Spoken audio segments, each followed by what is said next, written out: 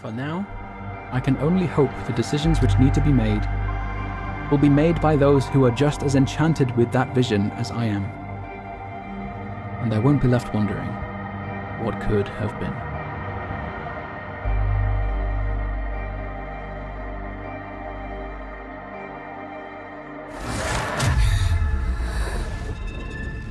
I remember. Who are you? The Administrator.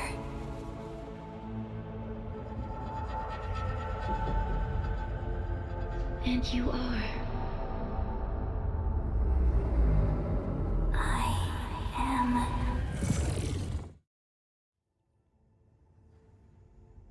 Arknights Endfield is the highest quality gacha game I will ever play in my life. It is also the most disappointing game I have ever experienced in my life. It is an expected yet still mighty testament to Hypergriff's technical expertise and talented artists. But despite Enfield's technical prowess, the developers have made many questionable decisions that have prevented and will continue to prevent this game from reaching the heights it pretends to be capable of. If you are looking for a focused, meaningful experience to sink your teeth into, look elsewhere, because Endfield cannot offer it.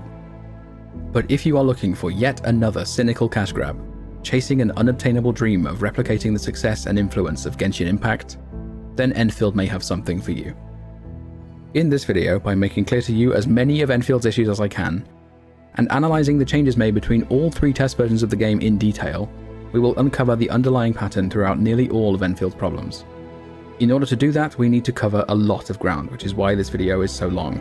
It took a lot of time and effort to make, which is why it's only now being uploaded this close to its release. This is a very critical video. When the game releases on the 22nd of January, you may try it for yourself and find that you disagree with some of my critiques. That's good. It means you're thinking for yourself, and that's all I can reasonably ask of you. It is up to you to decide if they are deal breakers for you or not. But if you find yourself offended by them simply because they are critical or you don't like the presentation, let me be clear, I make absolutely no apology. But before we get into the bad, it is only fair that I praise the good. There are some parts of Endfield which are absolutely world-class and deserving of the highest praise. The most obvious of which is visuals. This game is gorgeous.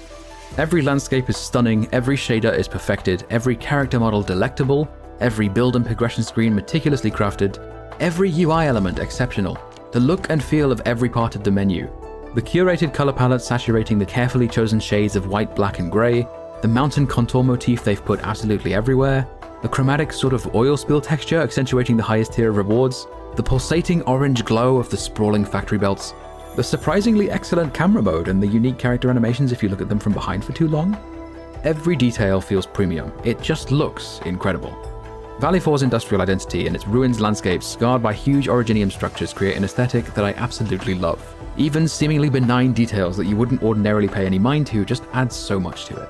Like the clouds, for instance, the hub's comfy blue skies, Origin Load Spring's huge imposing grey shelf, the flowing wisps in the hills of Wuling. Speaking of which, the new region Wuling is spectacular. Particularly in Wuling City, Lowlight's background in landscape architecture is clear as day. The different hues of green of the bamboo forest and the city groves and the Shiwanite roots, the great wall-like structure dominating the hills, the central theme of water existing not just with streams and waterfalls but deeply integrated into the city infrastructure, all of it is just absolutely exceptional. And if that's still not enough, then perhaps the fact this game is made in Unity will impress you. A ground-up custom rewrite of the engine's core means this game is one of the most well-optimized games I've ever played. Everything you're seeing in this video is captured on a GTX 1070 Ti, an 8-year-old card, on high graphics settings, all in buttery smooth 60 FPS. This game is the gold standard of optimization. Equally as incredible as the visuals, but which doesn't get as much attention, is sound. I probably don't need to persuade you that the game's sound design is incredible because you can just hear it for yourself.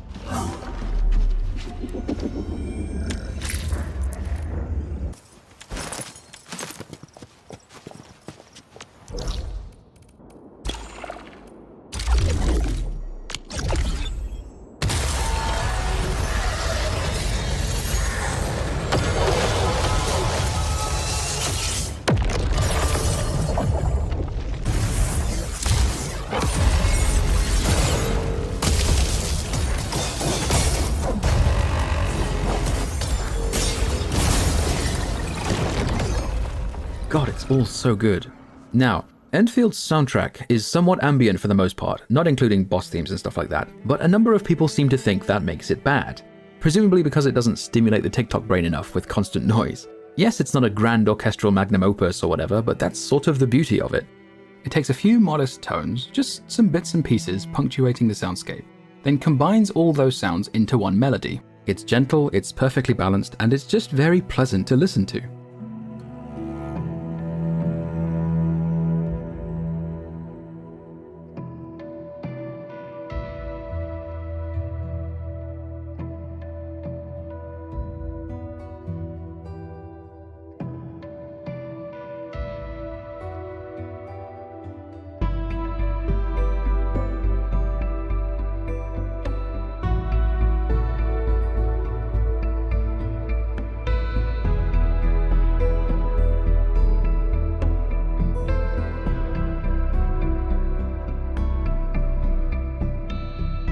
I think it's brilliant. Obviously it won't be to everyone's taste, and that's fine, but I hope more people will at least come to appreciate it for what it is. That said, of course, I think pretty much everyone can get behind the boss themes.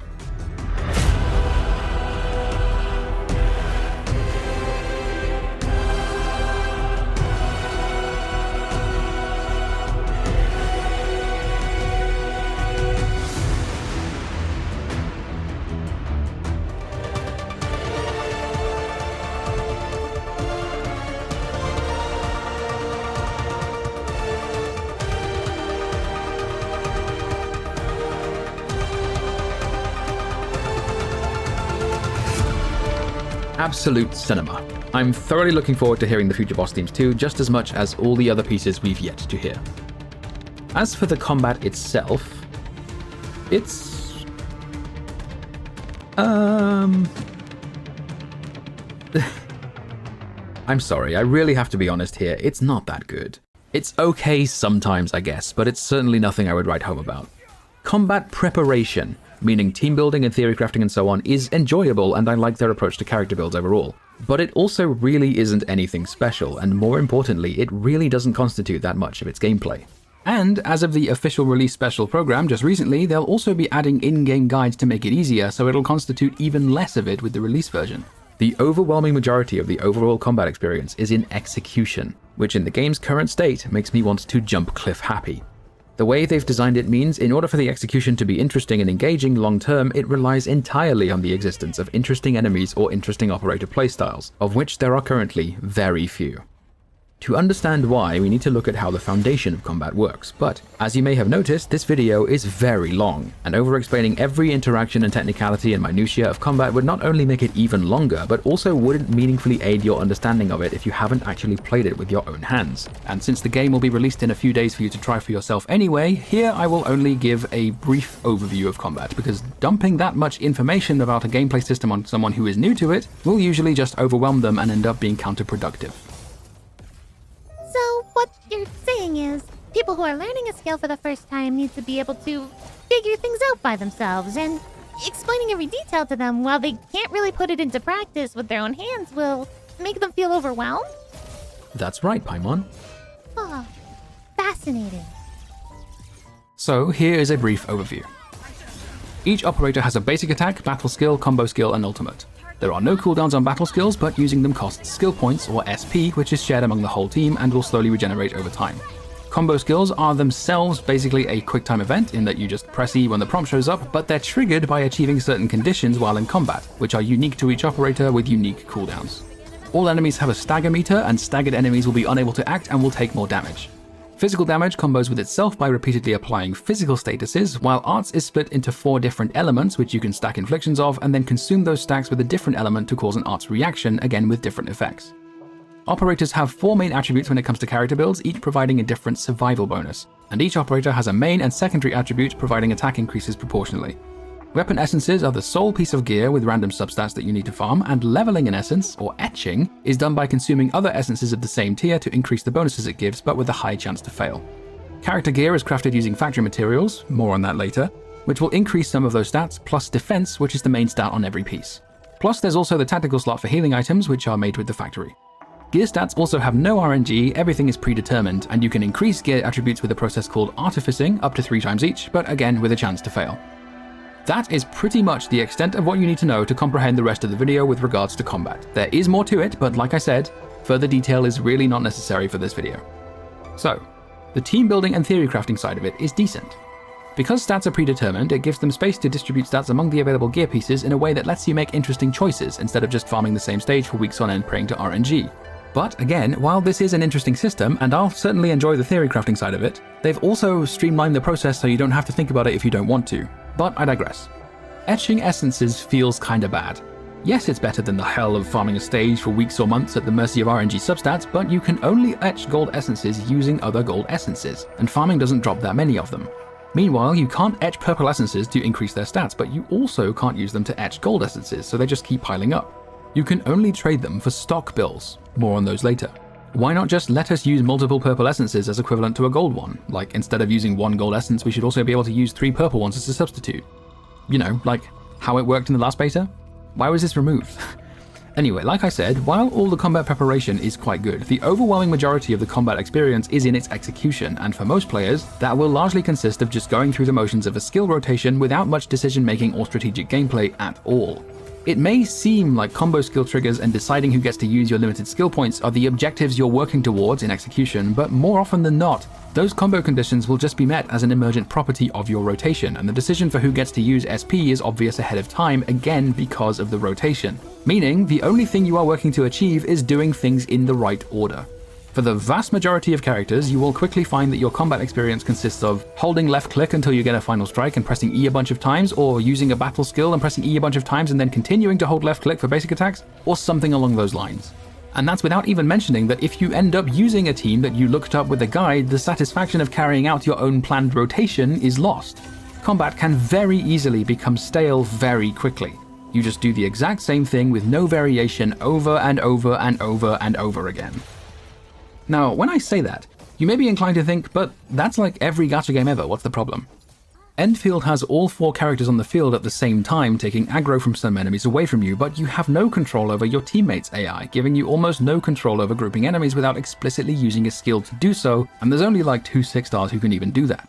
You also don't have that much control over the direction some skills go in. Arknights ultimate, for example, goes in a straight line, and technically you can control it to an extent by swapping her into your control character and using the lock-on mechanism, but it's still very finicky to control because, again, the other 3 characters in your team are there taking aggro and running around, and you can't control their behavior.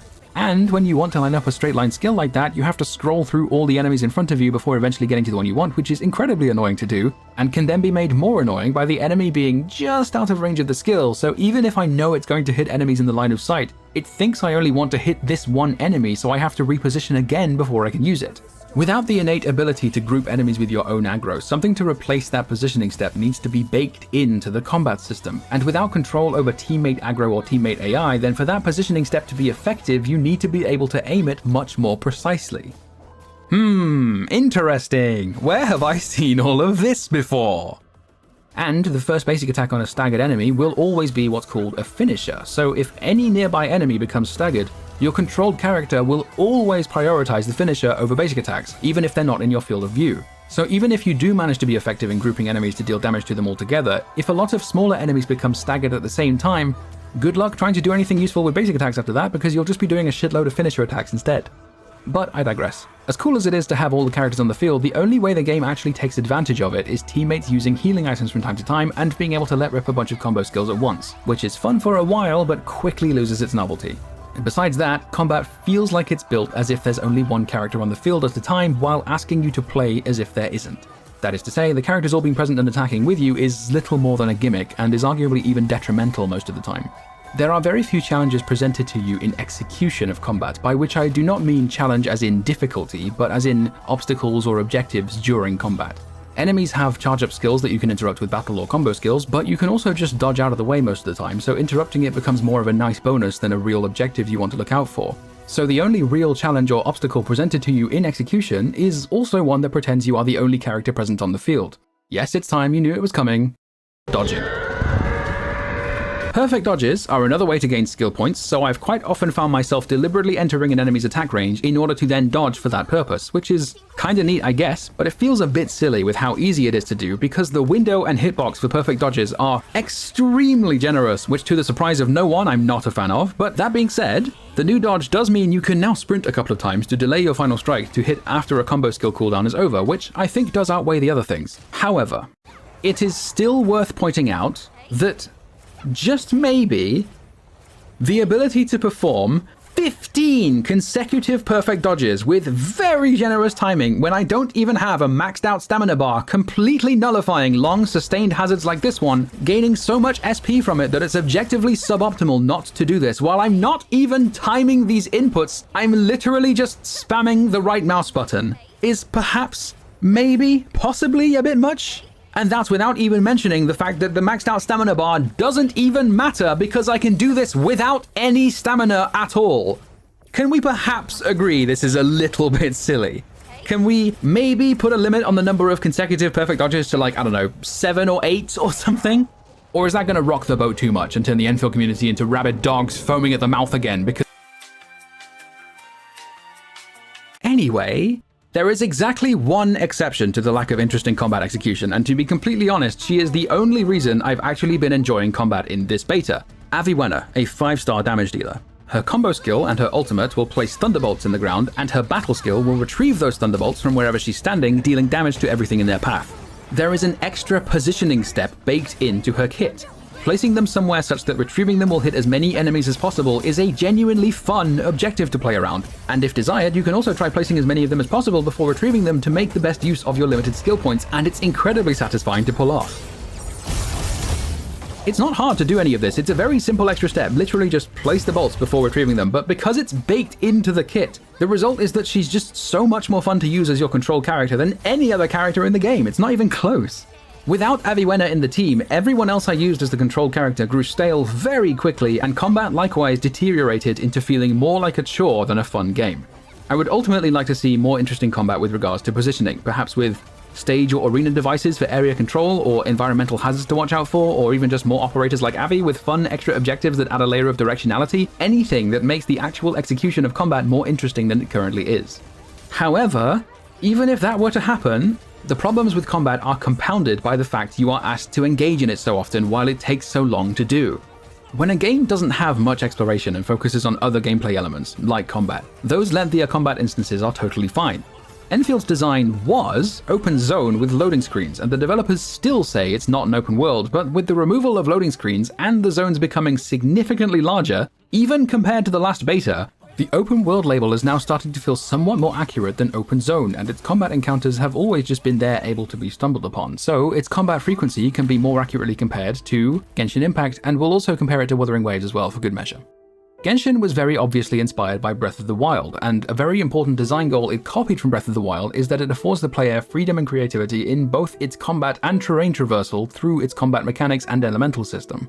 You can use some Anemo abilities to help you traverse, or you can climb on geostructures to the same effect. You can walk over water with certain ice abilities. You can make a barrel explode to send enemies flying. You can use the rain to your advantage to freeze them. You can push enemies off the side of a cliff, or hold enemies in midair and send them flying up and away. Having this much freedom in both combat and exploration means combat encounters don't grow stale unless you're not taking advantage of that freedom. Wuthering Waves doesn't let you get that creative with its combat mechanics to interact with the open world, so it compensates for this by letting you move around the world a lot more freely, with wall running, grappling hooks, flight, and more recently with the motorbike, stuff like that. So, in between combat encounters, you still have a lot of freedom in how you interact with your surroundings, which naturally paces your exploration. And all of that is in addition to the much higher degree of movement it employs in much of its combat, which is particularly clear to see with the recently announced AMIF. So those who value more freedom of movement and more spectacle and character animations will naturally prefer Wuwa, while people who prefer to get creative in using elemental reactions and the surrounding environment to their advantage will naturally prefer Genshin. While Endfield is starting to feel more and more like an open world, it doesn't have either of these advantages. Your movement is restricted to running and jumping and some pre-placed ropes. All the while, its combat encounters generally take somewhat longer to complete.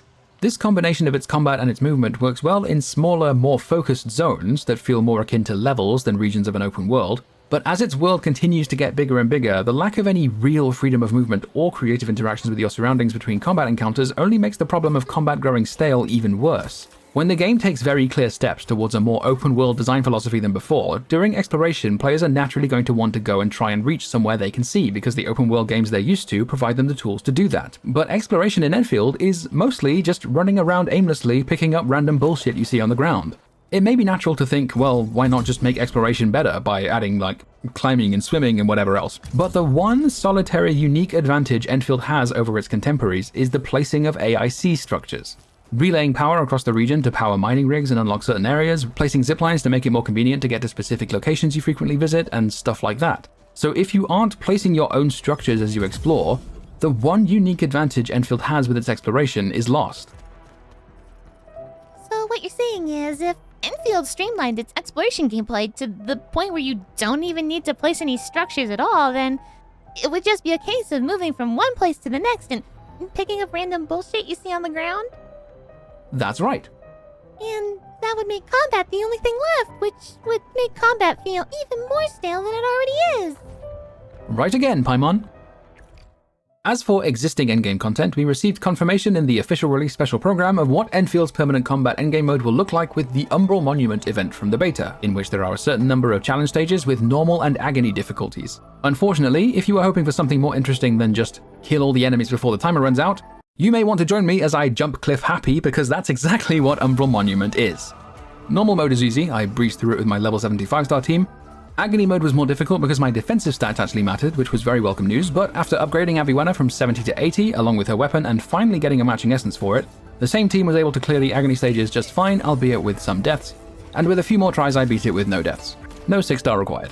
You can make the argument that talking about endgame isn't really important at the moment because it's just a beta and endgame will be fleshed out later, but I think the real issue here is not so much the specific format of endgame content, but much more so that enemy designs are just not even remotely interesting at the moment. There's a couple of enemies with some very basic mechanics attached to them, but the only non-boss enemy for which you actually have to change your approach is this mob with a shield who loses it upon being staggered, and that's it. In the last beta, there was this enemy who would throw a gas cloud which disabled your ability to sprint and dodge, but that enemy was completely absent from the beta.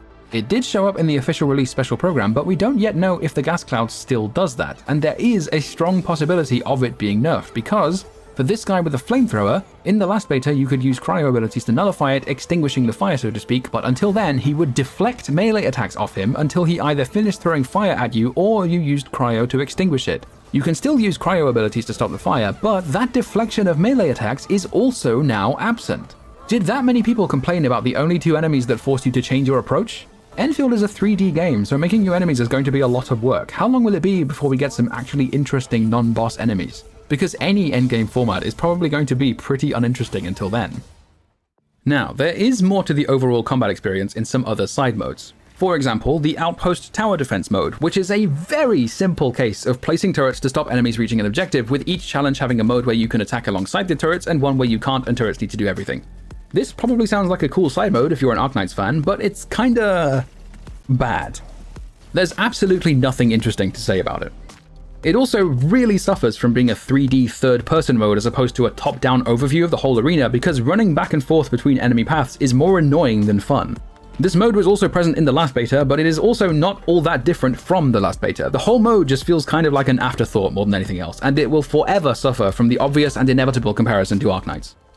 There is also what at first appears to be an extraction mode called Etch Space Salvage, in which instead of a timer, you have a derangement meter, which slowly fills up over time and fills faster every time you loot something or fight an enemy, and you'll be forcibly extracted when it's full. The commissions you need to complete aren't anything special, but even then, once they're done, the mode very quickly loses its appeal and becomes boring as fuck because there's no variance between runs. You have a commission, you go in knowing exactly where the loot is and the route you're going to take, you grab, extract, rinse, and repeat.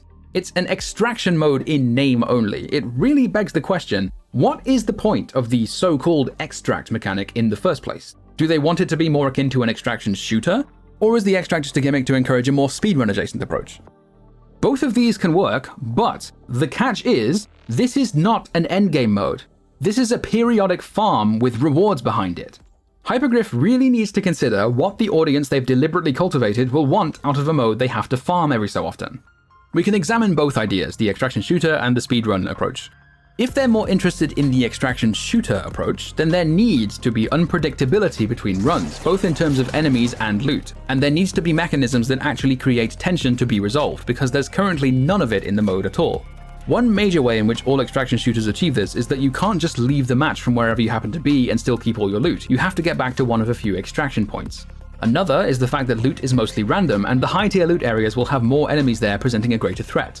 To use a more specific example from Arc Raiders, just because I've been rather enjoying it lately and this gives me a reason to talk about it, Arc robots are designed in such a way that will frequently make your location, or at least your presence, known to nearby players. A snitch, for example, will not attack you and is easy to kill, but if you don't kill it fast enough, it summons 3 more dangerous robots to your location. When a Rocketeer is aggroed, it knows the location of every player in a certain radius, so you can use that to your advantage and try to force a PvP encounter. A Leaper will jump so high and far that it will pinpoint your location to pretty much everyone above ground. When any Arc robot reveals an enemy's location, you can decide whether or not to push and loot those players based on those cues. That unpredictability of enemies and on-the-fly decision-making and getting back to the extract safely all coming together, creating and resolving tension, is what makes Arc Raiders fun. Edge Space Salvage has zero tension whatsoever. First of all, you don't need to get back to a specific extraction point, you just leave from the pause menu, and even if it forcibly extracts you, it's literally impossible to lose any of your items, which you could argue is fine in this context of it being a periodic farm, but there's also the fact that all enemies spawn in exactly the same place every time, and the fact that you can just run past enemies right next to them and they'll just say, huh, what was that? So they don't pose any threat whatsoever, and because it's purely PvE, it means there's no tension in looting a given area because it's always safe to do so. And all loot is deterministic, so you know exactly where to go to complete commissions, meaning there's no decisions to be made about where to go to look for loot, no decisions to be made about whether to fight some enemies you come across, or anything remotely interesting whatsoever. If they want to go with the other approach though, something more speedrun adjacent, then there needs to be a far greater reward for challenging platforming and challenging combat. There is merit in looking to Metroidvanias for inspiration, given they often have a community of players who, upon completion of the game, will go back for a second run, but with the knowledge of certain helpful items in a particular spot, or secret passages, or platform skips and stuff like that, so thinking of it more like a Metroidvania could be helpful. Edge Space Salvage isn't really structured in a way that would allow for that kind of replayability because Enfield's platforming doesn't have nearly enough depth to allow for that kind of optimization, and you can't bring your own ziplines into the mode. There are only the pre-placed ones you unlock as you go. If we could bring our own ziplines for further optimization, or perhaps if there were mode-exclusive AIC constructs like jump pads and movement speed boosters, that alone would make it somewhat more interesting because, much like the ziplines in normal exploration, doing the automation and optimization yourself is what makes automation gameplay fun and engaging. So, what you're saying is, when the automation is done for you, it's no longer a fun activity and it instead just becomes a convenience feature? That's right, Paimon. And if the convenience feature is there before the game is even released, then the satisfaction of gaining that convenience is lost because it's already the default state of gameplay. Right again. So, if the automation gameplay were to do the automation for you before you even had the chance to do it, it's no longer just for convenience, but actively diminishing the gameplay experience. You're very good at this, Paimon. Wow, yippee! The more fundamental issue, though, is that while I trust Hypergriff to experiment with their gameplay, experimenting on it both in this beta with Edge Space Salvage and the last beta with Algorithmic Memories has led to very unfulfilling gameplay experiences. It sort of feels like we're searching for depth by splashing in puddles. It makes me somewhat concerned for future game modes if the two that we've already seen are this shallow and unfulfilling. I'm not going to talk too much about the gacha system because it's been done to death and there's not much I can add, but just briefly, all the stuff about the guarantee not carrying over and the dossier at 60 pulls and 50-50 at 80 pulls, 10 pulls being wasted and just doing single pulls instead so you don't waste any. I don't give a shit about any of that, it's not important. What I do give a shit about is their decision to make all 6-star characters limited. If you're coming from the mainstream gacha games, you may not care because you're used to this, but that's exactly why it pisses me off so much. Every banner being limited feels fucking miserable. I'm coming to Arknights Endfield from Arknights, in which guarantees also do not carry over, but most banners will add the rate up 6 stars to the standard pool afterwards, and the occasional limited banners it does have every few months all have known rerun dates because there are 4 prescribed windows every year for limited banners. You're not just waiting around for them to announce a rerun of a limited character you like because you know exactly when that next rerun will be, that being in 1 year. Not the case in Endfield. They saw what the other mainstream gachas were getting away with and decided to cash in on the blatant greed.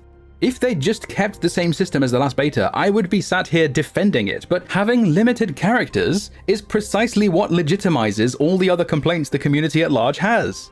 I wish I could say to people don't reward such greedy behavior by spending money on this game, but then again, gacha gamers are the kinds of people who will complain about predatory gacha systems that extract as much money as possible from their players and then immediately go to war over the mobile-only revenue charts. It absolutely beggars belief.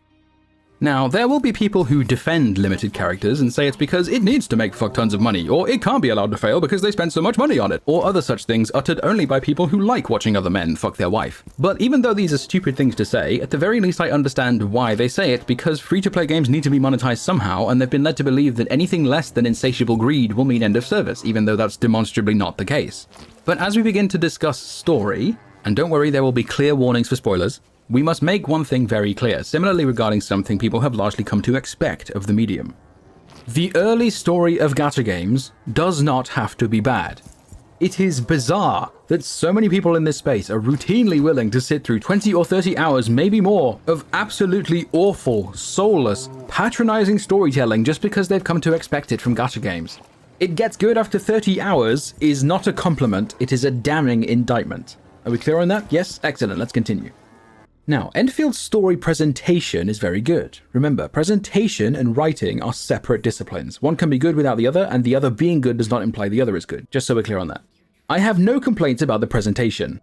The prologue is also rather good. There's a healthy dose of mystery and aura and action to get you hooked on the concept. The whole first half hour or so, including the prologue, is all fine. Good dynamic animations, good camera shots, and some excellent cutscenes. I particularly really liked the one where Emin and Perlica go from the Dijang to the surface. It's only about a minute long, and it's not a spoiler, so just see for yourself.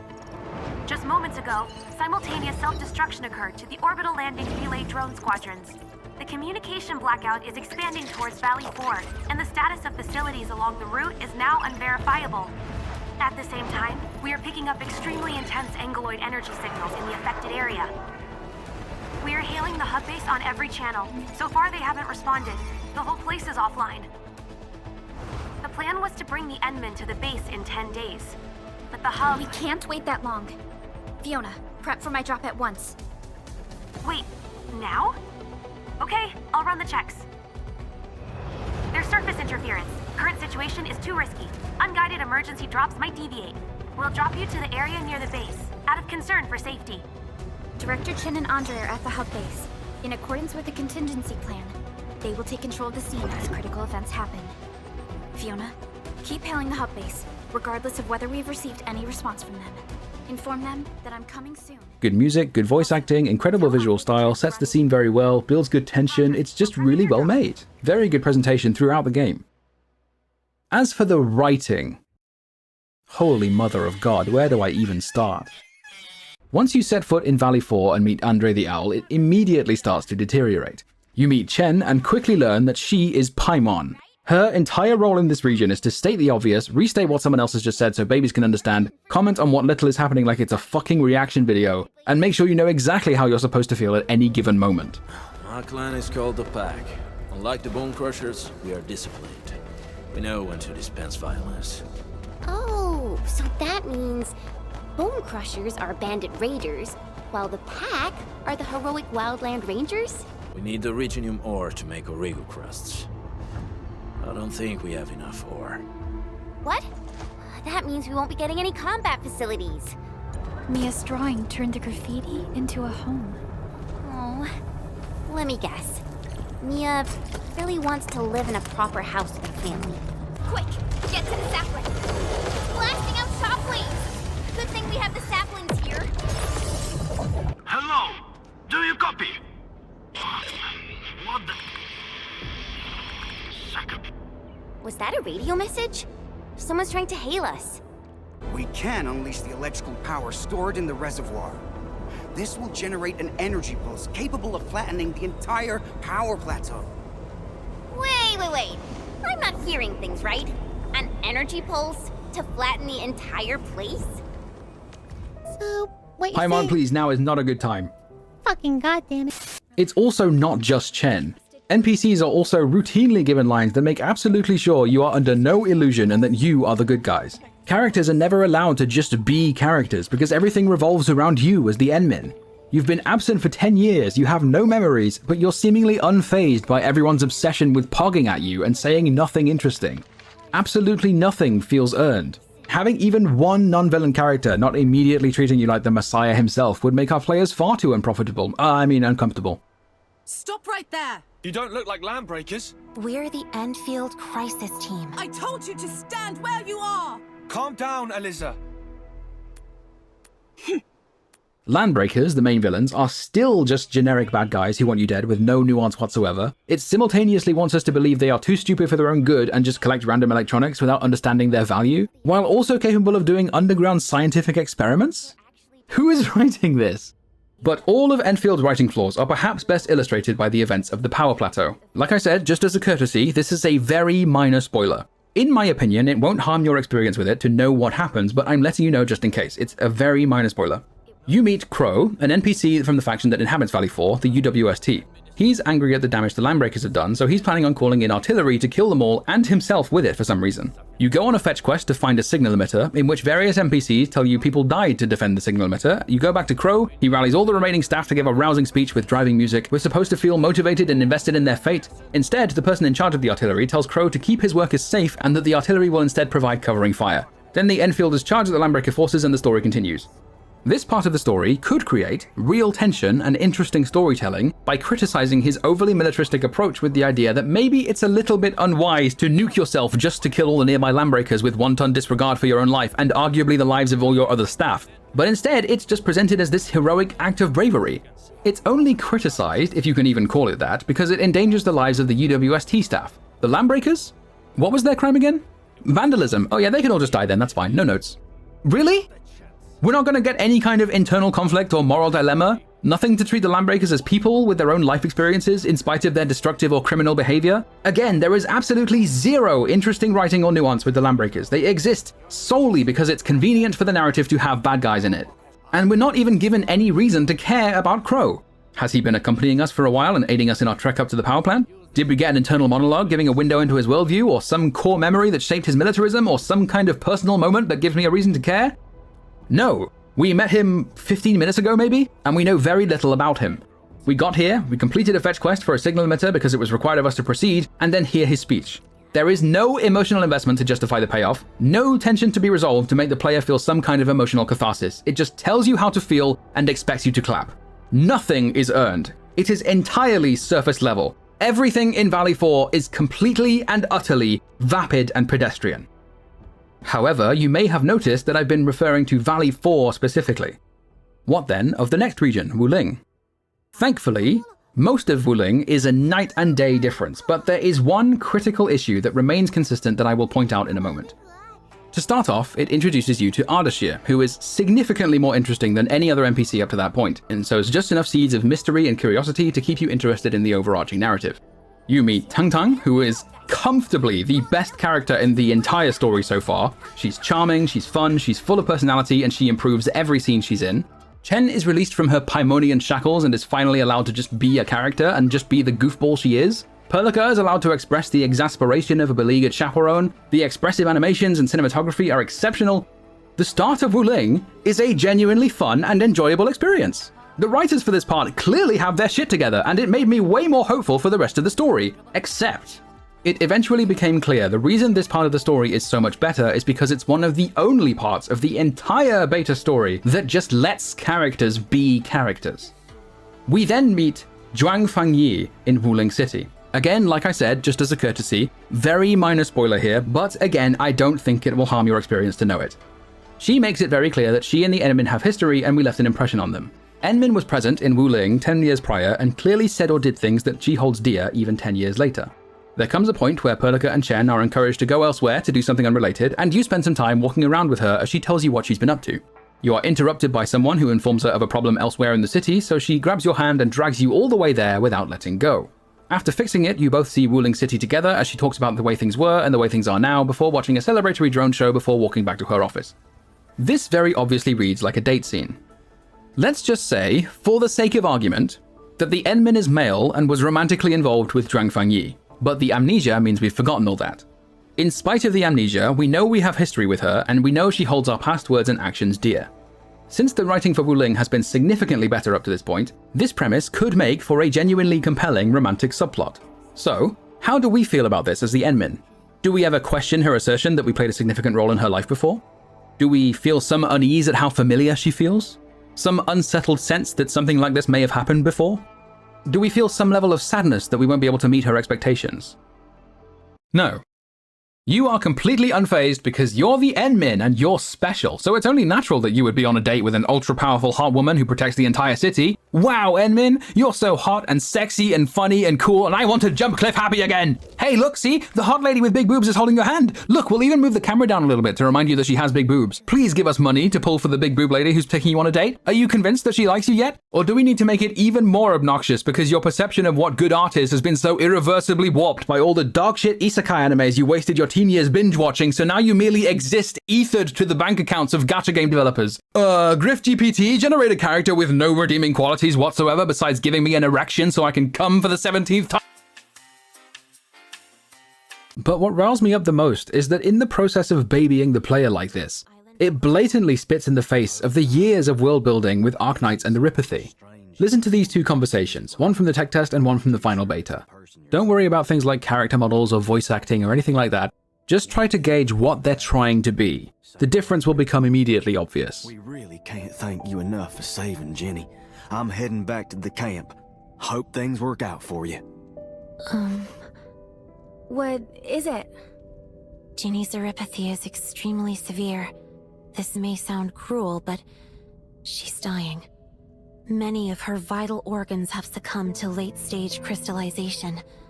I've seen too many cases, and a cursory examination was enough for me to reach this conclusion. But I thought the suppressants that you gave her worked. The suppressants worked, but only just. At her current stage of Eripathy, it would only relieve her pain and symptoms, but it can't reverse organ failures that have already begun. Continue our work. That's exactly it. We're not the only ones who have to face this. Those who came before us struggled as well, but we slowly learned that treating the sick is an endless task. The key lies in finding the cause of this issue, and making sure we have the power to fix it. This is the only way to ensure that our future actions will benefit more people.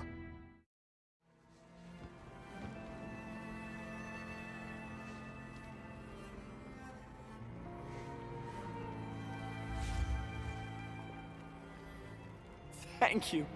Thank you so much. I was worried sick about my sis. You Enfielders have been a blessing to us. We both owe you our lives. It's all right, Gacha. There is no permanent cure for Eripathy, but regular use of the suppressants will keep most symptoms under control. Unfortunately, yes. When mining and using Originium, Eripathy is one of the hazards we must face. Active Originium can infect and harm an improperly protected victim, usually through the bloodstream and the circulatory system. My history teacher told me that Eripathy positives were once ostracized in numerous places on Terra. Many social issues were also caused by Eripathy. Indeed. Although Originium infection no longer leads to stigmatization or social problems today, Eripathy remains a common disease in Talos 2.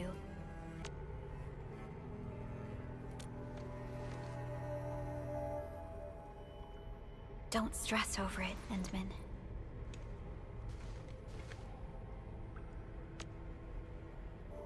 Even if you can't remember the past, know that both you and Originium have always been fighting for our survival on Talos 2.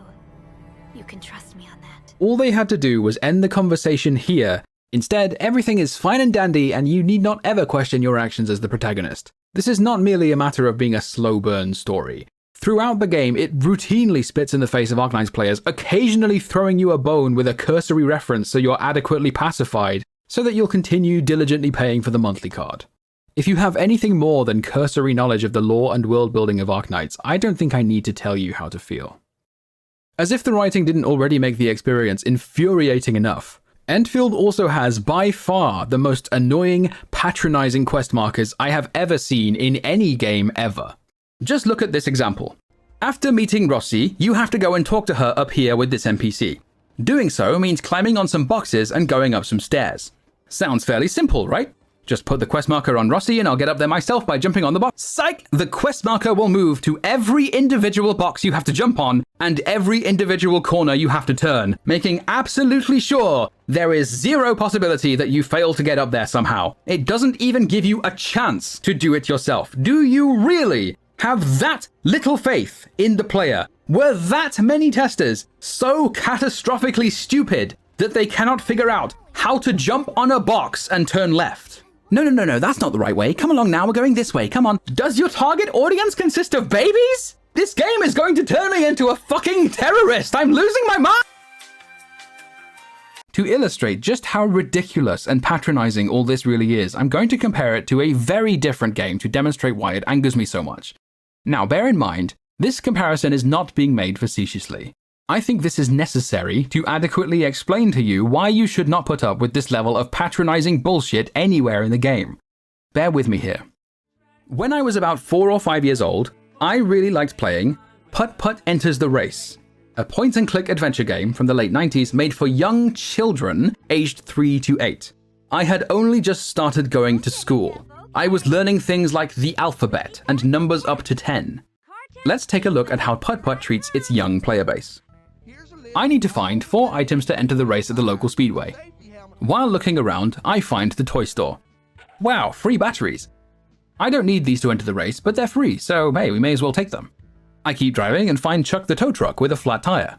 He needs a tire patch in the shape of a square, so he can be on his way. As we keep looking around, we find some pipes in our way. We ask Pete Crane to move them, but he's lost his hook, so we can't move them until we find it. As I go looking, I try to go into this tunnel, but another car is coming the other way, so we can't go through. Move it, it's a one-lane tunnel. What does this sign mean? It's a picture of a horn. Let's just try again. Uh-oh, that didn't work. It's a one-lane tunnel. Maybe the horn sign means we need to honk first, like the cars that came the other way. Nice, it worked. Oh, we've driven over something, but we can't see it because it's too dark, so let's carry on.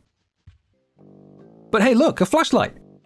12 volts the tractor says we can have it, but that it doesn't work because there's no batteries. But that's okay, because we picked up the free batteries from the toy store earlier. Let's go back and look at what we ran over. That didn't work. Oh, I have to put the batteries in the flashlight first. Let's try again. Hey, it's Pete Crane's hook. Now we can bring it to him and finally get past the pipes in the way. And hey, look at that, it's the racing tires. That's one of the 4 items we need. The store is closed, but the tire repair kit Chuck needs is here, so let's grab it. Now, all I have to do is go find some scissors so I can cut it out. Okay, where might we find scissors? Well, we drove past the library on our way here, so let's try there. Cool, we found some. Clicking it doesn't work. Maybe we need to drag the repair kit onto the scissors like we did with the batteries. Nice, okay, let's cut out a square, bring it to Chuck, and get him on his way.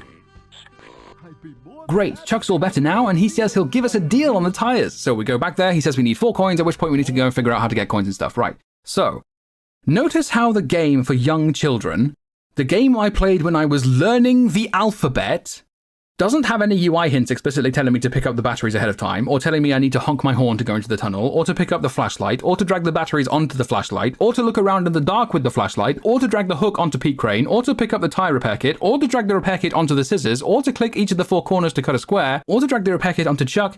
It didn't just tell me the solution to every problem. Instead, it presents the young child with a problem to solve, and lets the young child figure out how to solve that problem on their own, and lets the young child use their prior knowledge to solve subsequent problems because it respects the young child's ability to use their fucking brain. It's not that hard, Hypergriff, goddammit! This obscene level of patronizing handholding is also carried over into factory tutorials, but for some reason, some people seem to dismiss complaints about these tutorials for reasons like, yeah, but what about casuals? And yeah, but gacha players need handholding. I find it deeply alarming not only that so many people in the space find these tutorials acceptable, but the complaints about them are almost exclusively about the number of tutorials and not the content of the tutorials themselves. You know how people keep saying that factory gameplay is overwhelming for casuals and shit like that? It takes a little bit of learning, so yes, some tutorials are necessary, but I guarantee you, even if you start panicking just by looking at some belt layouts, even if you think you need your handheld at every moment, you are more than capable of enjoying this kind of gameplay. I guarantee it. Hypergriff, on the other hand, clearly does not seem to agree. Here's a question for you. Which of these tutorials do you find more overwhelming? This tutorial from Endfield. Follow the indication marker and approach Pack Output Port 4, then open the Output Port panel. Select Output Port 4, then press F to open the Output Port panel.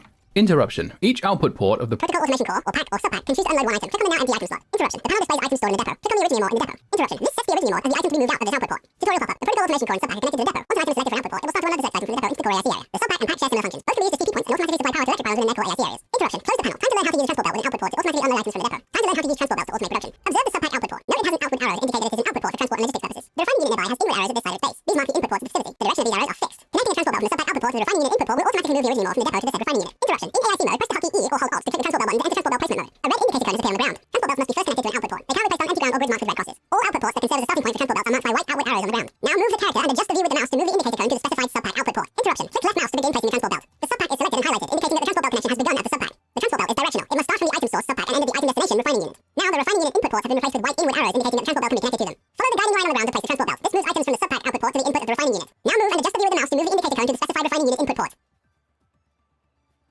Interruption. The indicator cone has been moved to the proper place and the refining unit has been selected and highlighted to indicate that it is the final destination of the transport belt.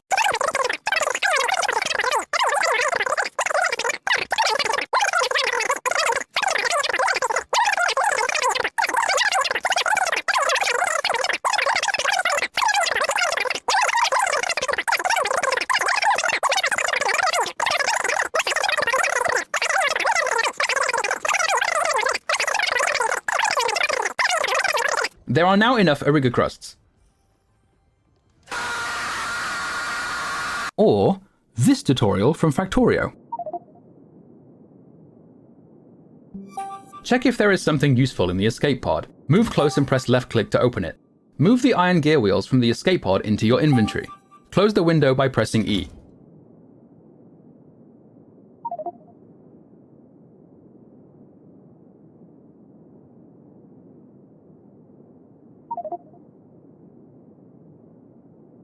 Move close to the iron ore deposit and hover the cursor over it. Interruption. When you hover over an entity, useful detailed information appears in a tooltip here. Mine the iron ore. Hold right click.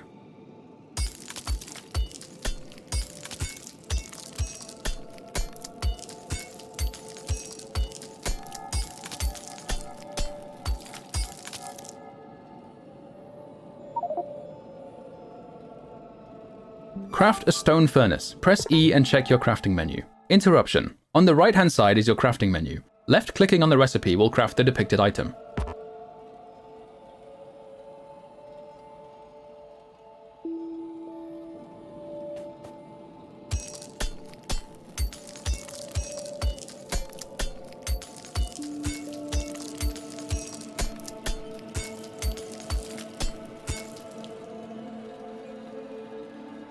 Interruption. This is your crafting queue. Left click on an item in the queue if you want to cancel it. Select the stone furnace and build it on the ground near you by pressing left click. The indicator will appear green if building is possible.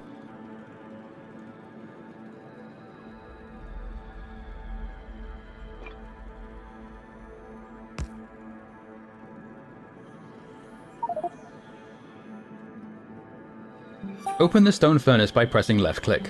Put the iron ore in the resource slot of the stone furnace.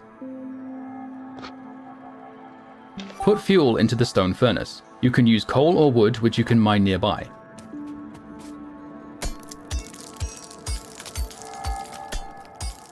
See? Literally no problem. It's accessible, it's very easy to understand, it introduces you to core concepts simply and elegantly, and it doesn't treat you like a baby who doesn't know how to click the fucking left mouse button. If someone who wants to try out Endfield is a little nervous about the factory gameplay but is still willing to give it a shot, this incessant, patronizing barrage of text and constant interruptions is almost guaranteed to be the thing that actually overwhelms them, and not the factory gameplay itself. It does so much more harm than good.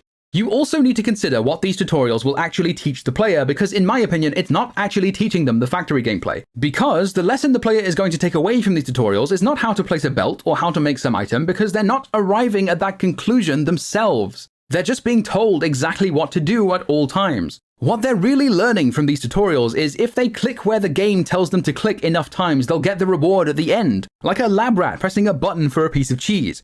Yet, Hypergriff seems to think this is the best way of teaching you how the factory works, instead of looking at the already excellent tutorials in existing factory games. But somehow, we're still not done talking about the issues with Enfield's tutorials. The real biggest issue with them, in my opinion, is the fact they are forced into the main story with no real justification for it.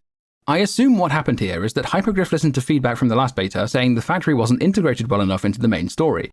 If you look at changes to the factory between each of the test versions of Endfield, you can pinpoint precisely what led to this.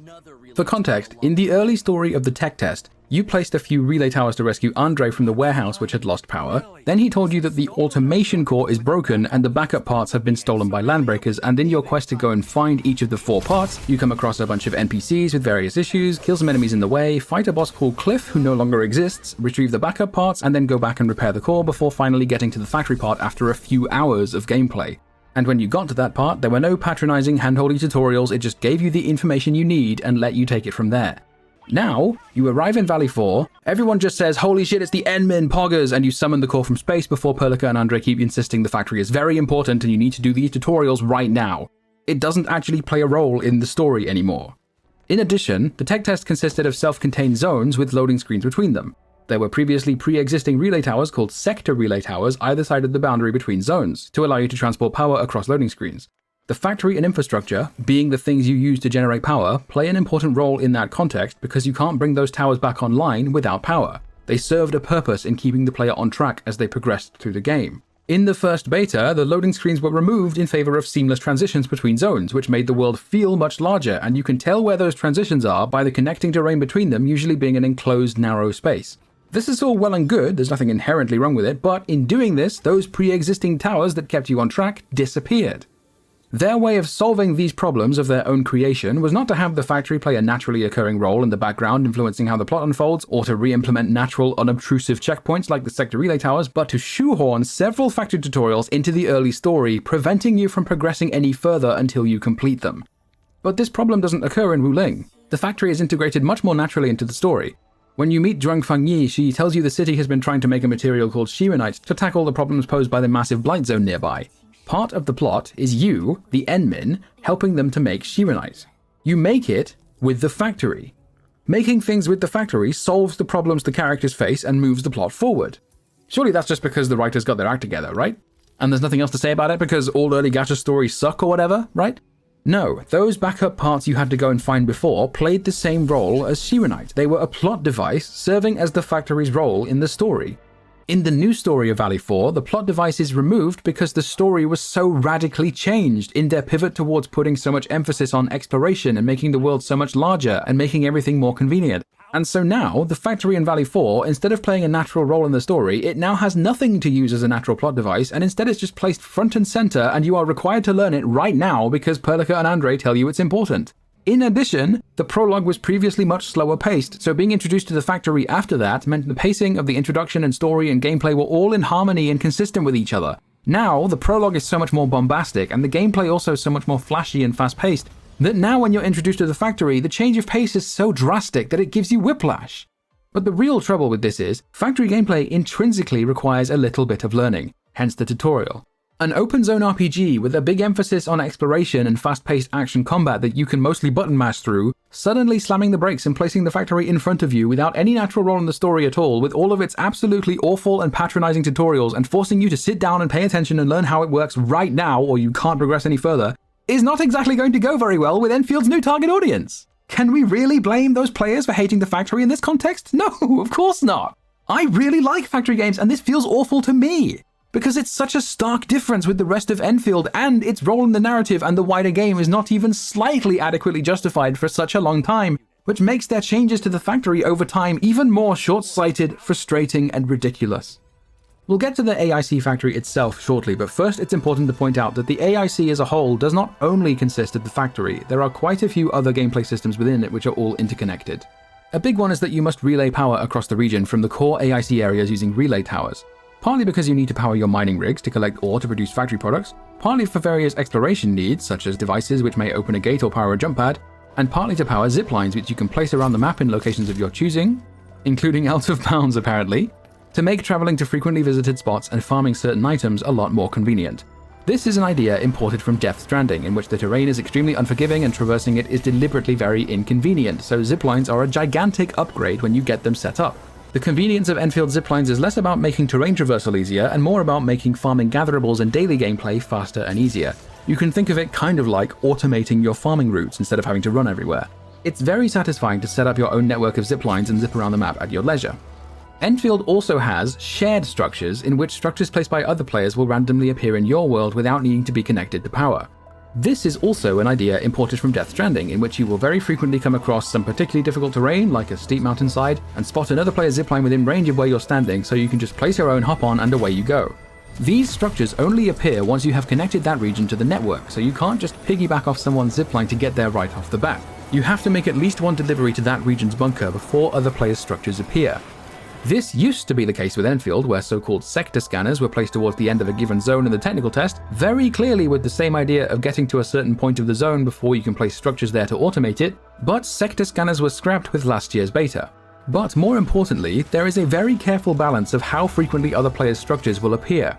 In my many hours of playing Death Stranding, I think I have only ever gone from another player's zipline to a second other player's zipline maybe once. The point is for them to help you, not to do everything for you. Enfield's shared structures, particularly its shared ziplines, are absolutely everywhere to the point of it being kind of obnoxious. I very rarely see another player's zipline and think, oh wicked, that's so helpful, thank you player, like I have done in Death Stranding many times. The vast majority of the time, either I think, oh okay, it's just doing it all for me again, alright then, or I think, fuck off, not again, get out of my way. I have very frequently come across entire networks of other players' ziplines already just sitting there, completely negating the satisfaction of setting them up yourself. It's certainly very convenient, but it also completely takes away what made the ziplines fun in the first place. I was indifferent to them doing away with sector scanners in the last beta, but with this one it's very clear that removing them was a mistake. This could have been solved with the zipline route feature, in which you add certain ziplines as nodes on a route so you can press E ahead of time to automatically zip to the next node in the route, because it could create a very obvious incentive to build them to go to specific locations, but I just found this feature unhelpful because zipline routes are one way only. If you go backwards and press E, it just sends you back the other way, and you can't create another route going back the other way because it doesn't let you do that either. If a zipline is already part of an existing route, you can't add it to another route and it all just feels a bit pointless. It's like they added a quality of life feature before they actually knew what any quality of life features should be improving. It would be nice to be able to create named routes, perhaps even from the map, and then while on any node along that route you can select it to automatically move along it in whichever direction you choose. Or instead of names, perhaps we could even choose a color for it and make our own network of them so it looks kind of like a London tube map. That'd be fun. But back to the shared structures, to be fair, there is a mechanic called stability in which shared structures will deteriorate over time and disappear if it reaches 0. This is an idea imported from Death Stranding, in which both your structures and other players' structures will erode from exposure to timefall, which is the in-universe hazard that causes everything it rains on to age very rapidly. You can repair structures using various materials and upgrade them to boost their timefall resistance. These could be a clever way of encouraging the player to build their own ziplines by piggybacking off a shared one and replacing it when it's deleted, but in practice, because they're literally everywhere, chances are another player's structure will immediately spawn in approximately the same place. For example, I have my own zipline set up here that I use frequently, and there's literally always another player's zipline in between them just third-wheeling uninvited. To be totally honest, Enfield's shared structures very rarely add anything to the experience, and I would argue they actually detract from it most of the time. And they annoy me to such an extent that I quite often just delete them from my world because they so frequently get in the way. As such, given that we've imported this many mechanics from Death Stranding already, it would be nice if we could delete shared structures directly from the map as a useful quality of life feature. The biggest issue though with these shared structures and ziplines is that the game has very clearly pivoted towards an audience that wants things like climbing and swimming and things of that nature, a desire to interact with the world around them. When people ask for things like petting the dog, in spite of it being kind of pointless, the underlying desire is to interact with the world and feel like you have an impact and effect on it. Enfield's way of doing that is with bringing power across regions to bring it to life, placing ziplines to traverse the terrain in your own personal way, and things of that nature. With entire networks of other players' ziplines and other players' turrets so often just already sitting there, my desire as the player to meaningfully interact with the world around me is unfulfilled because it's already been done for me. I have to delete these structures if I want to fulfill that desire, and most players aren't going to bother deleting them because even though it's less fun, it's also very convenient, and most players aren't going to forgo convenience when it's offered to them. Another shared facility is memo beacons, like the Jump Cliff Happy one. These are an idea imported at least partially from Dark Souls, or more generally from software games, in which you can place messages combining words from a restricted list. Enfield's memo beacons are naturally much simpler, which is fine, but the main issue is that they're always visible. Part of what makes them fun in the Souls games is that you bring up the message yourself, so there's a surprise associated with it, and because they're smaller, you can come across fun combinations of them, which makes them a fun social feature, in addition to the approvals that you can give those messages. Endfields are always visible, which means not only can far less of them be placed, but you also can't choose to not see them. There's no such thing as just don't use the memo beacons, because you're forced to see them. These could be a really fun social feature, but the way they're currently implemented just makes them a convenience feature that ends up taking some of the fun out of exploration. However, something to note is that you can also repair the beacons just like other structures, and given that the symbols associated with the words are the primary visible part of them, they can also be compared to signposts in Death Stranding, where you place down a symbol which can appear in other players' worlds, alerting them to something nearby or just giving them some encouragement. Walking or driving through a sign will award it a like, and you can likewise earn likes from other players for your signs that appear in their world. It's a way of both interacting with your surroundings and interacting with other players. An example worth mentioning is the baby in a heart, which makes your BB happy when you walk through it. It doesn't serve any real gameplay purpose, but like we just talked about, players have a strong desire to interact with the world around them, and a sign placed by another player making Sam and his BB smile is a fun little feature serving that purpose. So, personally, I think these signs should be more similar to the Dark Souls signs in being smaller messages that you bring up yourself, which can create fun combinations of them to stumble across, but also similar to the Death Stranding signs in having some extra symbols included which some characters have special interactions with when you bring up the message. Like, say, a training dummy which Chen will then go to attack, or a Tata emote prompting Yvonne to say it's cute and take pictures of it, or something like that. Now, the AIC consists of a larger core area and a few smaller outposts, all of which have access to the same regional depot and all of which you can build factory products in. When you unlock an outpost area, you then get access to outpost management, in which you can trade those factory products for regional stock bills, which are used for various progression materials, food buffs, exploration aids, gifts you can give to your operators in the Dijang, and other things. Trading factory products is your primary way of earning stock bills, and the more resources it takes to produce a given product, the more stock bills it will trade for. You can have more stock bills than the stated limit, but excess stock bills will be reset weekly. Trading factory products is not the only way to earn stock bills though. There is also stock redistribution. You can buy a certain amount of stock every day, then hold it for as long as you want and sell it whenever you want. If there are no low-priced items, you can just let the allowance carry over to the following day, up to the regional maximum, and you can sell your stock by visiting your friend's Dijang. So basically just buy as low as possible and sell whenever you or your friend is selling it for 6,000... Almost 10 million stock... What the fuck? Okay, so much for trading factory products, I guess. There are also depot nodes, which are essentially Enfield's resource dump that you can use excess factory products for. They are stations from which you pack a crate, choose a buyer, and then deliver it to them while optionally fulfilling certain conditions. At level 2, that condition is just don't teleport, at level 3 it adds don't take any hits, and at level 4 it adds don't jump. Teleporting, getting hit, or jumping will reduce the goods integrity, reducing the number of stock bills you receive at the end. Say the line, Bart! This is an idea imported from Death Stranding. In Death Stranding, you must deliver cargo from place to place, picking up other deliveries along the way, and planning long routes of multiple deliveries across unforgiving terrain, hazardous weather, hostile enemies, and sometimes also the souls of dead people who haven't reached the afterlife yet. All in return for earning likes. Likes are worthless by themselves, but you can make deliveries easier by earning enough of them. You can also earn likes by placing structures to help other players and give likes to other players for their structures. However, Endfield has imported the delivery gameplay at an astonishingly shallow level.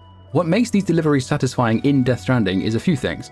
Firstly, because getting from place to place is deliberately very inconvenient and you have to balance your cargo and be careful not to fall over, which will damage them, strongly incentivizing the use of both your own structures and other players' structures to make it more convenient. Secondly, everywhere you deliver to has more deliveries waiting for you, so you can plan delivery routes by checking who has deliveries for a given recipient and then go on long journeys to multiple different stops. Thirdly, because there is lost cargo scattered all over the terrain, which you can pick up as you go to collect more likes, potentially changing your planned route or adding a detour if you want to deliver the lost cargo. And fourthly, if you don't want to deliver the lost cargo, you can entrust it to other players and share the reward for it. But you can't give standard deliveries to other players, you have to do those yourself. Lost cargo is just individual packages. Standard deliveries can fill an entire truck sometimes. In Endfield, every single delivery starts from the same place and ends in the same few locations. Traversal and exploration are already extremely convenient, and not taking any hits is trivially easy because enemies are so passive that you can just run right past them, which only leaves jumping, which is just not an interesting challenge at all. And even if you do manage to fail any of these, each jump or hit taken will reduce the integrity by just 1%, and teleporting by just 20%. And even then, I tested the delivery in which I reduced the integrity of the goods to 10%, and the recipient still said my delivery was flawless, and I still received about 50% of the full reward. What's the point of the reduced integrity mechanic in the first place if it's basically impossible to fail? Depot node deliveries are clearly supposed to encourage you to set up zip lines, except you receive the same amount of stock bills regardless of whether you deliver it or someone else does. Even if the delivery isn't completed, you still get half each. It rewards you less for actually trying and failing than it does for just not bothering with it at all. Who is this for? People who like the delivery gameplay in Death Stranding, like me, won't like it because it misses everything that makes it satisfying in Death Stranding, and people who don't like it can just outsource it and receive the same reward, defeating the point of getting players to set up ziplines to make it easier. Genuinely, what is the point of implementing this if you cannot be brave enough to do anything interesting with it? I think this reduced integrity thing should just be scrapped entirely, and since we're seemingly obsessed with importing mechanics from Death Stranding, why not replace it with premium deliveries in which you earn more rewards for meeting an extra condition, like under a certain time limit, or even just copying the part where you earn more likes for traveling as short a distance as possible, which would much more strongly incentivize players to build and optimize their own zip lines. So players can transfer the delivery to someone else and both still receive the same base fee as before, but the one doing the delivery can earn bonus stock bills based on certain premium delivery conditions. And while we're at it, another part of what makes some deliveries interesting in Death Stranding is the fact that seemingly worthless deliveries with hardly any likes for massive distances will unlock more interesting deliveries afterwards. Instead of just having a random list of recipients with nothing else to it, why not have hidden lore tidbits in there, with hidden side quests started by completing a rare depot node delivery? There's a lot of avenues here to make this a more interesting feature, but as it exists right now, it's just not fun. Now, the final and most important part of the AIC is, of course, the factory. It is also the most important part of this review, which is why I've saved it for last. If you are someone who feels a bit overwhelmed when you look at the factory, hear me out. I completely understand why it looks intimidating if you haven't played a factory game before, but I promise you, I guarantee you, every single person watching this video is capable of enjoying the factory on their own. It is not something to be afraid of. The reason I say all of that is because the factory is easily the best part of Endfield for several reasons, but the biggest reason is that it is the only part of the game that isn't tied to any gacha or live service bullshit. It's just fun. Outside of the forced tutorials, you can just do it at your own pace whenever you want. There's no waiting for sanity to refill so you can build a character, there's no battle pass or limited units, there's no selling you the solution to an unnecessary problem. Watching the pulsating orange glow of the spaghetti belts you put together is very satisfying and almost therapeutic in a way. The factory is easily the best part of the game, and if you refuse to even give it a chance, you will dramatically worsen your experience with Endfield. Once your regional development level reaches the max, assuming you have a mining rig on every ore vein, Valley 4 yields this much ore per minute, but the maximum number of outputs in the whole Valley 4 factory can theoretically yield nearly double that. This gives the player a lot of flexibility with where they place their outputs, and it's perfectly fine to set up part of an assembly line in an outpost somewhere, send the intermediate products to the depot, and retrieve them in a different area to feed them into the next part of the assembly line. Or to put it in other words, once you've upgraded each area, you can just build spaghetti belts to your heart's content. Go nuts. Given the specific yields of each ore, it's easy to calculate roughly the optimal use of resources within Valley 4. The Originium can supply 18 outputs with room to spare, and the Therium can supply exactly 36 outputs. In Outpost Management, there are 3 items that each sell for 70 stock bills: purple tier batteries and each of the 2 purple tier healing items. Purple batteries use 6 Originium and 4 Therium outputs, while the other 2 use 8 Therium outputs each.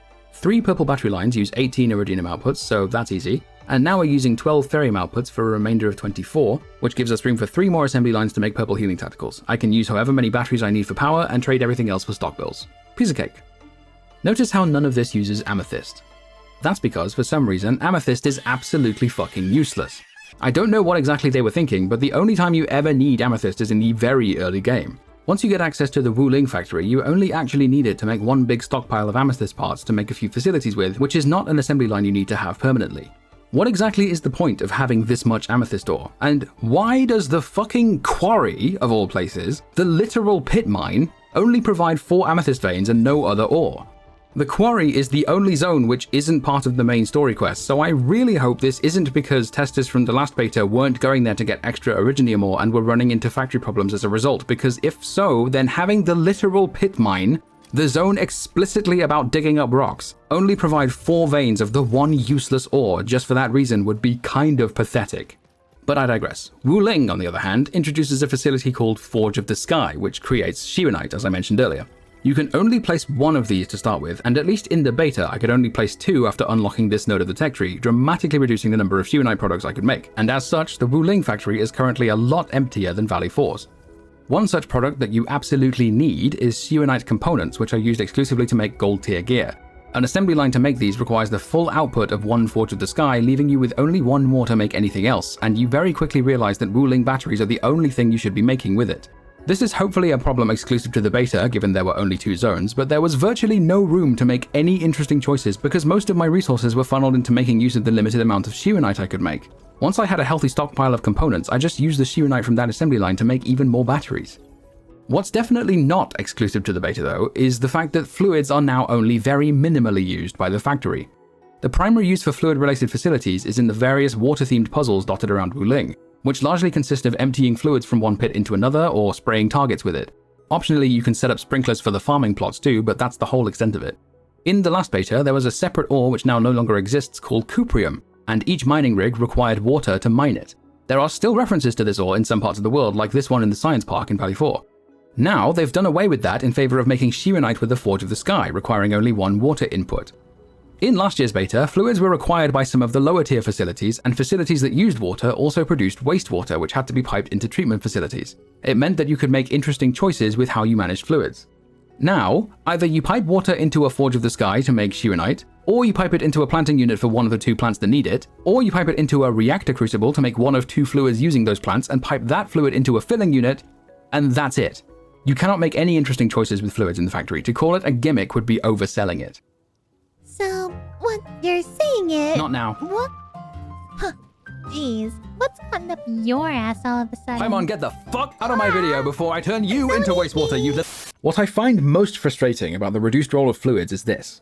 Sheeranite is made using 1 water input and 2 carbon inputs, which you make by refining certain plants. To have a self-sustaining system, you need to use several giant seed picking and planting unit setups, taking up way more space than necessary, just to refine plants into carbon. But seed picking units used to make a waste product called plant matter, which was then processed into carbon to make character XP, so the so-called waste product wasn't really waste at all. The outputs were even color-coded for that purpose.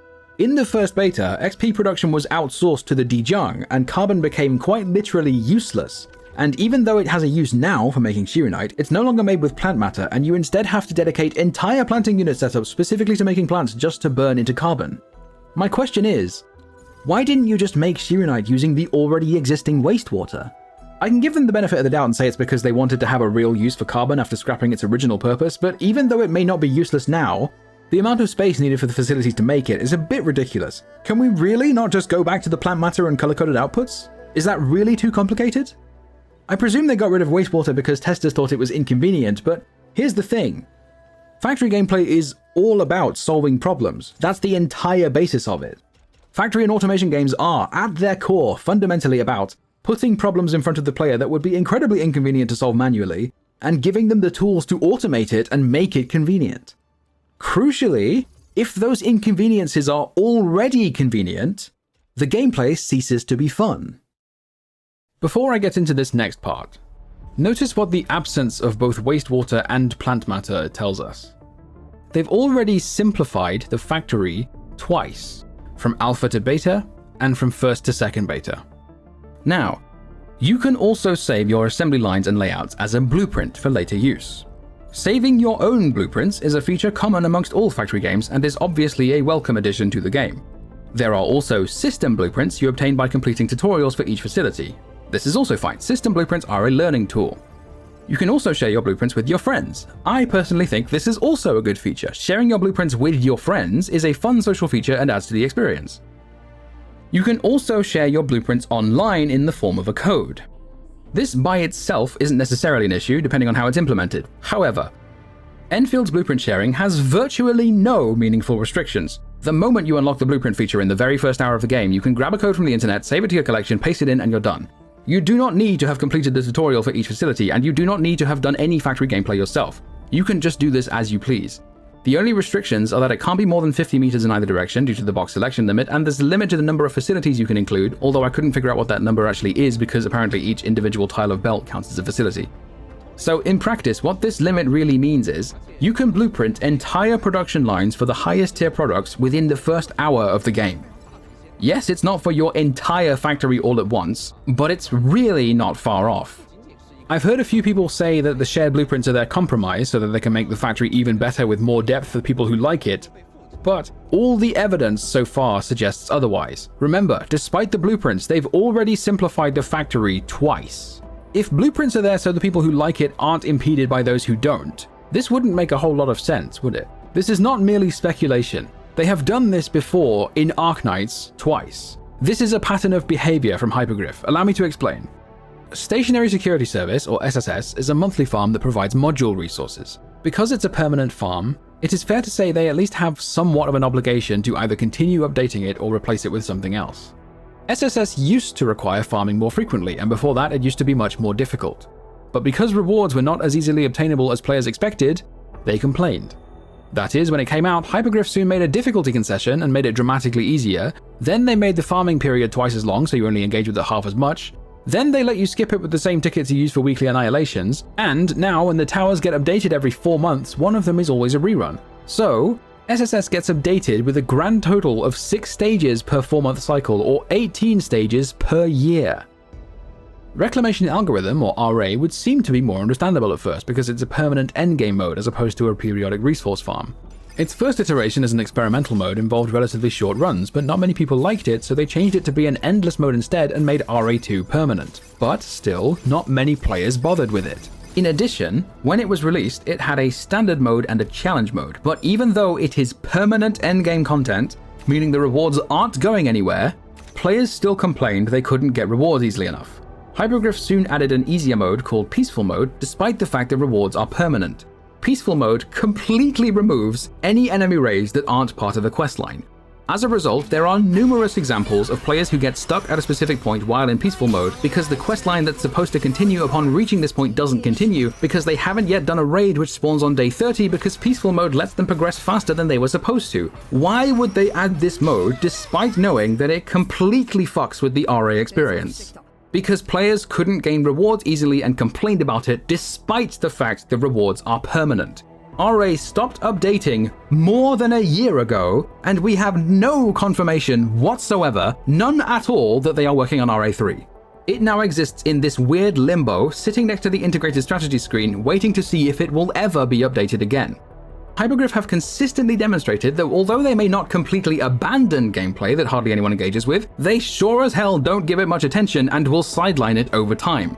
If we change this argument to Hypogryph have demonstrated they will experiment, I can fully get behind that. They've tried out all sorts of experimental events in Arknights, but the notion they are routinely willing to dedicate development time to less popular gameplay is demonstrably false. The phrase, "why do you care how other people play a single-player game?" doesn't fly with games that are in perpetual development, constantly evolving in direct response to how their player base engages with it. With standalone finished single-player games that aren't in perpetual development, this would be a totally fair point. But Arknights and Arknights Endfield are not standalone finished games. Gacha games are a different beast, because how other people play it directly affects both the short-term and long-term future of their development. One could also make the argument that shared blueprints exist in other factory games. Except in virtually all of those games, you have to complete a lot of your own factory before unlocking the blueprint feature. Satisfactory, for example, is the most casual factory game I've played, and it unlocks blueprints in tier 4 of 9. In my opinion, Enfield's entire factory is about as complex as tier 2 of Satisfactory at the very most, arguably even tier 1. If Enfield's tech tree looks more complicated, there's a good reason for that. The tech tests production objectives for every node in the tech tree, such as produce this number of steel parts with this facility to unlock the next technology, made it very clear what to do next at any given stage of the player's progression, much like they do in every other factory game. There were an abundance of alpha testers who had never played a factory game before and weren't expecting to enjoy it all that much, yet still found themselves engrossed and addicted to its gameplay loop, because it was designed in much the same way all other factory games are. In last year's beta, the tech tree was changed to instead use something called AIC points, collected through exploration from the Wavy2 guys dotted around the map, so now there is no internal logic at all to AIC progression, and you instead just unlock a whole bunch of tech tree nodes at the same time after exploring the map for a while, so there's no need to figure anything out. Last year that caused issues because the internal logic of the tech tree disappeared, so it wasn't always clear what players should do next, but now with the shared blueprints and an even simpler factory, it's becoming pretty clear what their real intentions are. The reason I'm talking about Enfield's shared blueprints to this extent is because it epitomizes what so many of Enfield's problems are symptomatic of. It is terrified of losing even one player. It is terrified of giving the player any room to fail. Its only ambition is player retention. The community keeps saying the factory will filter people, but if it does, you can be damn sure Hypogryph will do everything in their power to lure them back. Because it used to be such a wildly different game, they've been scrambling to try and make the factory acceptable to people who don't want to accept it. But it wasn't enough, so now they just let you skip it altogether. And if you still don't believe me, Paimon, the godforsaken producer of this game, has explicitly said the whole point is to let you skip it if you want. What happened to being an amplifier of creativity? What happened to being a core pillar alongside combat? He also refers to subculture RPG gameplay, very clearly suggesting that Hypergriff wants Endfield to conform to the expectations of that subculture. You fucking coward! You had in your hands one of the only projects in existence that could have pushed boundaries and defined a new generation of these games offering meaningful, focused, fulfilling gameplay experiences.